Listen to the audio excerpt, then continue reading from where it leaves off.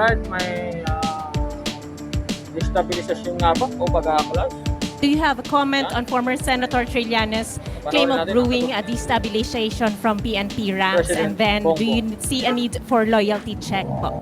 I don't see, wala kaming report na in the ranks. Yung mga retired, baka merong mga gumagalaw na sumasama sa mga distab na ginagawa. Pero sa ating mga kapulisan at siyempre lalo na sa officer corps, wala naman tayong nakikitang ganun na namumulitika ang mga pulis.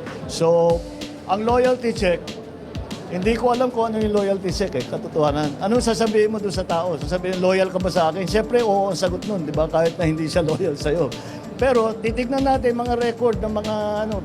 Ang ano ko naman, kahit hindi mo ako binoto, okay lang sa akin. Basta't maging professional ka, gawin mo yung trabaho mo ng tama. Yun lang naman ang hinihiling ko sa lahat ng pulis, sa lahat ng armed forces. Thank you.